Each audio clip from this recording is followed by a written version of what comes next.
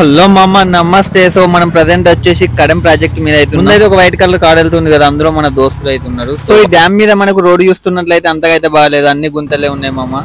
ఒకేసారి 2 కార్లు అయితే పాస్ అవుతున్నాయి, ప్రాబ్లం అయితే లేదు. ఇది కడెం అనే నది మీద ఉన్నది కాబట్టి కడెం ప్రాజెక్ట్ అనే పేరు అయితే వచ్చేసింది. ఇదైతే చూడడానికి చాలా ఓల్డెస్ట్ గా ఉన్నది. సో 1949 లో అయితే కట్టేసిరట నిజాం ప్రభుత్వం. మీలో ఎంతమంది ఇది వరకు కడెం ప్రాజెక్ట్ విజిట్ చేసిరో కమెంట్ అయితే చేయండి మామ. నేనైతే ఇదే ఫస్ట్ టైం విజిట్ చేయడం. ఈ కడెం ప్రాజెక్ట్ వచ్చేసి మనకు నిర్మల్ జిల్లాలో అయితే ఉన్నది. సో గేట్లు అయితే క్లోజ్ చేస్తారు, మనం అయితే లోపలికి వెళ్ళి అయితే మీకైతే చూపెడతా. ఇక్కడైతే మనం చూసుకున్నట్లయితే ఇప్పుడైతే వాటర్ లేవు. సో అంటే డ్యామ్ నిండి గేట్లు ఓపెన్ చేసిరు అనుకో, సో ఇక్కడైతే ఫ్లో అయితే అదిరిపోద్ది.